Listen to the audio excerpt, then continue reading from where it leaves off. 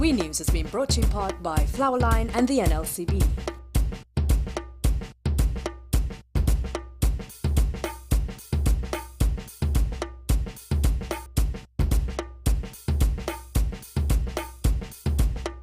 Good evening and welcome to We News on Guile the Channel. I'm Cindy F. Daniel and thanks for joining us. 20 years have passed. How do the events of July 27, 1990 have an impact on our lives today? Well, Imam Yassin Abu Bakr of the Jamaat al-Muslimin has welcomed the Commission of Inquiry and had these thoughts on why it was so long in coming. Robinson himself, he had 2 years that he could have called the Commission of Inquiry, and then there was Mr. Pandey, and then there was Mr. Manning. All those people names, of course, were called and will be called in the Commission of Inquiries, and none of them sought to call the inquiry.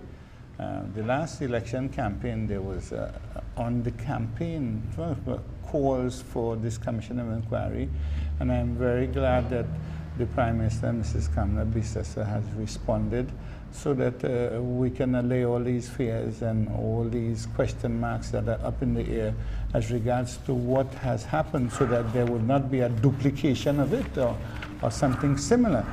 The People's Partnership enjoyed an emphatic victory against the People's National Movement yesterday at the local government elections. We News spoke with political analyst Dr. Chris Rampersad about whether the People's Partnership holds too much power now.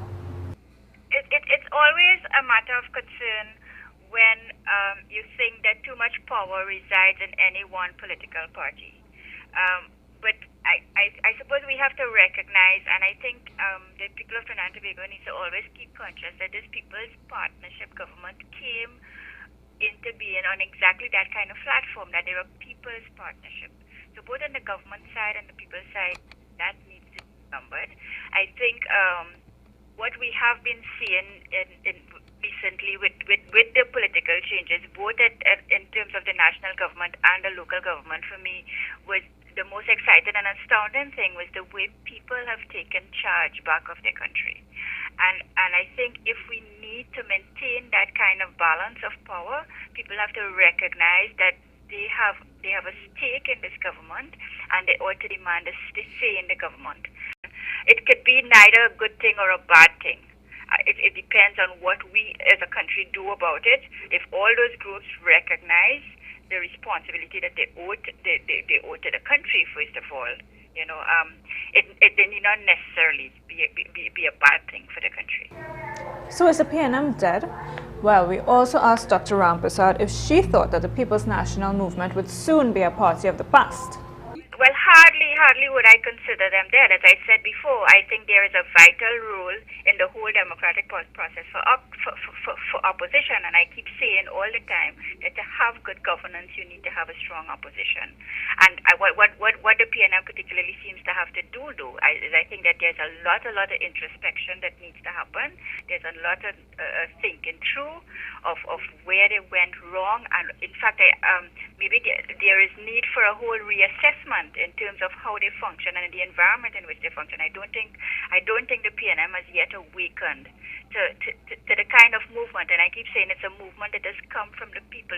It's been no longer governance from the top down. It's now about governance from the ground up, and that really means a whole shift in the paradigm of the way governance have been happening in the country, and that's something I think that the PNM needs to take on board, as to do whatever kind of reassessment it is to position itself as an opposition that it's worth its salt.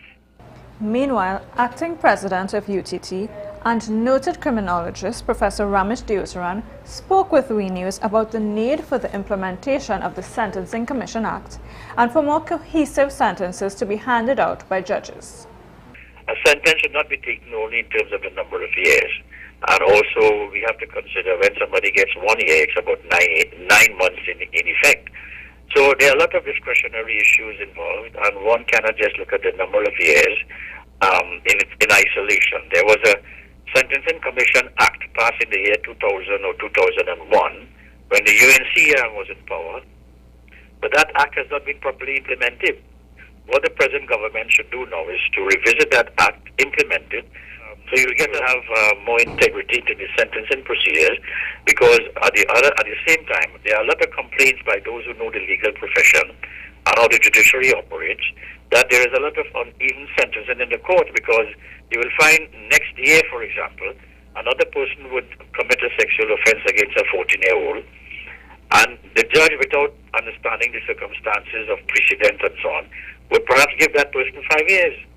So in the public eye, the uneven sentencing issue must be dealt with, and that could be more effectively dealt with not by looking at the cases that we read in newspapers, but more so having the Sentencing Commission Act implemented so that a more professional look can be taken and train the judges accordingly.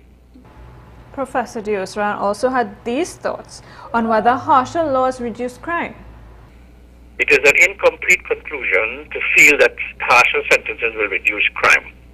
And we have to pure that almost mythical conclusion, in the sense that what will really decrease the crime rate is not so much increase in sentencing, but an increase in the detection and conviction rates.